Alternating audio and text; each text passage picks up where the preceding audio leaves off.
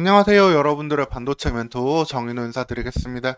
오늘 시간은 덕산 네오룩스에 대해서 알아보도록 하겠습니다. 덕산 네오룩스는 OLED 소재 기업으로서 국내에서 1위, 글로벌리 2위를 차지하고 있는 기업인데요. 현재는 어떠한 상황인지, 어떠한 가능성이 있을지 자세히 알아보도록 하겠습니다. 덕산 네오룩스는 OLED 소재 기업으로서 모든 매출이 이제 소재에서 나오고 있는데요. 해당 소재 매출은 크게 세 가지로 구분할 수 있겠습니다. HTL 소재가 3분의 1 정도 나오고 있고요. 그 다음에 레드 호스트에서 절반, 그리고 그린 호스트에서 또 매출의 절반 정도를 해주고 있는 걸 확인할 수 있습니다. 그럼 이러한 소재가 어떠한 역할을 하는지는 OLED 구조를 보면서 말씀드리도록 하겠습니다. OLED는 이 홀이라는 전극과 그 다음에 전자가 만나가지고 빛을 발생시키게 되는데요. 여기에서 이 전극을 이동시키는 층을 담당하는 소재가 HTL이 되겠습니다. 홀 트랜스포팅 레이어 층을 만드는 건데 이 소재를 덕산 레오록스에서 하고 있고요. 그리고 여기보다 더 중요한 어떻게 보면 메인 되는 소재가 자체적으로 빛을 내는 발광 소재가 되겠습니다. 거기는 레드 호스트, 그린 호스트, 블루 호스트라고 보는데요. 그 중에 이렇게 레드 호스트를 통해 가지고 가장 큰 매출을 하고 있다라고 보시면 되겠습니다. 그리고 추가적으로도 그린 호스트에서도 매출이 나오고 있고요. 그리고 요 R 프라임, G 프라임, B 프라임은 각각의 이 발광 소재들을 넘어가지 않도록 하면서 보호해주는 보조층이라고 보시면 되겠습니다. 이게 OLED에서 가장 핵심인 소재들이라고 보시면 되고요.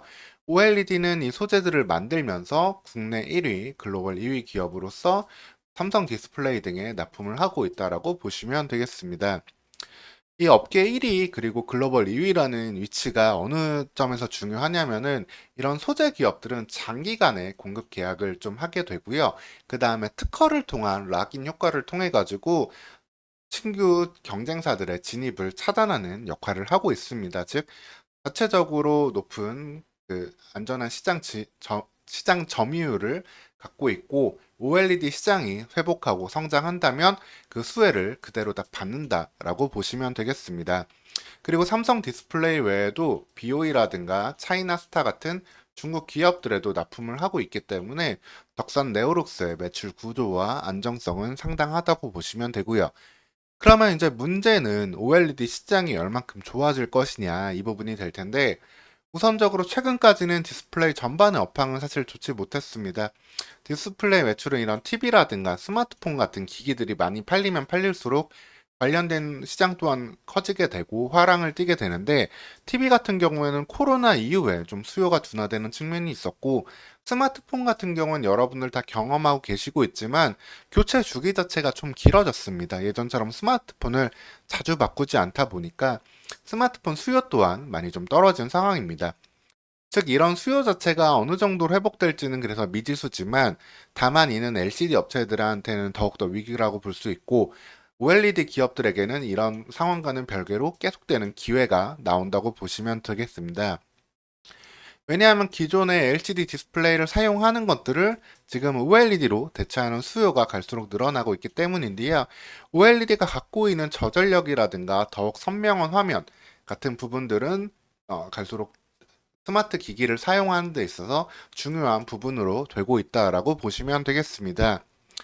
그래서 현재 대표적으로 애플의 아이패드 같은 경우도 OLED 채택을 2024년부터는 하려고 있다고 보시면 되겠습니다.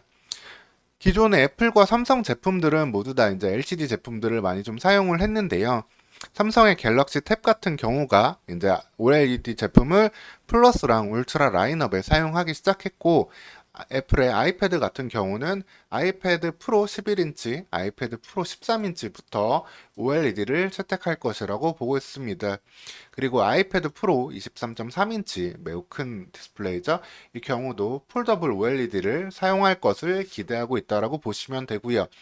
그래서 아이패드 프로가 OLED를 채택하는 2024년은 일종의 기회해가 된다라고 보시면 되겠습니다. 근데 OLED를 여태 사용하지 않았던 이유 중에 하나가 좀 OLED는 LCD에 비해서 버닝 현상이 좀 나타날 수가 있습니다.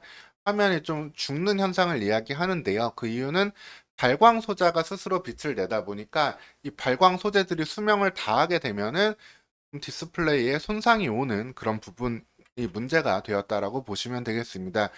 이를 해결하기 위해서 현재 어떠한 방법을 쓸 것이냐면 투트랙 텐덤이라고 해가지고 더블 레이어를 사용할 것을 현재 계획하고 있습니다.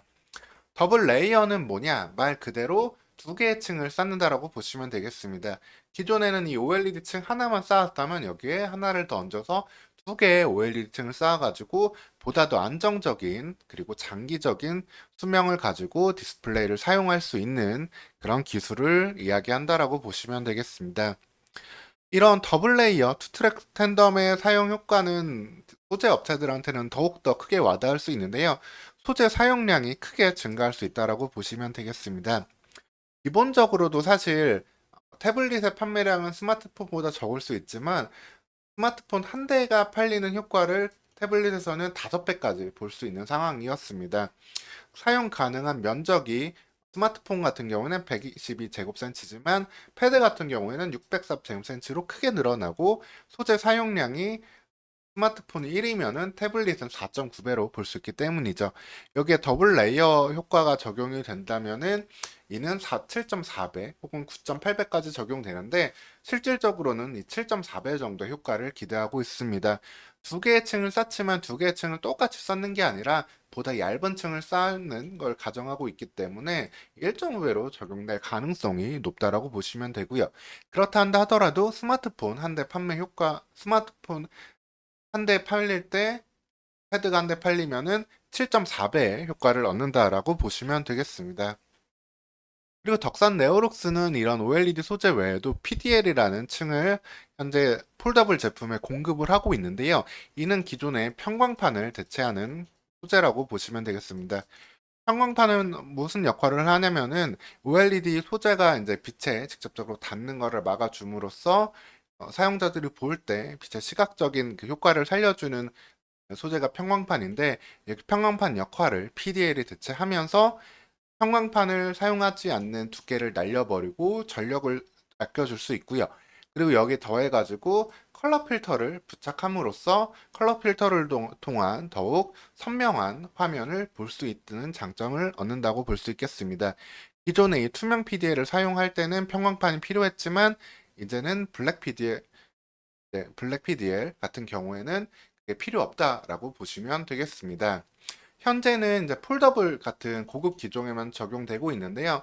추후 이 PDL을 적용하는 기기가 늘어난다면 덕산 레오룩스에는 한 단계 더 기회가 된다라고 보시면 되겠습니다. 그래서 2024년 상반기 같은 경우는 전년 동기 대비 소폭의 성장을 보여주고 있는데 이는 2024년에는 더욱 큰 성장으로도 이어질 수 있는 부분을 기대해 볼 수 있다라고 보시면 되겠습니다. OLED 시장에 OLED가 전자기기 시장에 침투하는 비중이 높아지면 높아질수록 덕산 레오룩스는 시장 글로벌 2위, 국내 1위 업체로서 그 시장 지배자 효과를 볼 수 있다라고 보시면 되고요. 그래서 덕산 네오룩스에 대해서 요약을 말씀드리면은 소재 선두급 업체로서 OLED 시장의 회복과 추가적인 성장에 대한 기대를 볼 수 있고 그 성장에는 태블릿, 아이패드, 그리고 노트북 등에서 OLED 침투가 계속해서 증가한다는 점이 핵심 포인트가 되겠습니다. 다만 이 아이패드의 판매량 등이 부진하다면 이 여파는 실적으로 또 나올 수 있기 때문에 아이패드 등의 판매량에 좀 추이를 지켜볼 필요는 있겠습니다. 그리고 현재는 폴더블 등에만 적용되는 이 PDL이 사용하는 스마트 기기가 늘어나게 된다면은 PDL을 통한 추가 매출도 기대해 볼 수 있는 덕산 레오룩스이기 때문에 이 PDL 채용하는 스마트 기기 증가 여부도 계속해서 관심을 두시면 되겠습니다. 오늘 시간 덕산 네오룩스에 대해서 안내해 드렸고요. 추가적으로 궁금한 점은 댓글 달아주시면 되겠습니다. 오늘도 영상 시청해 주셔서 감사합니다.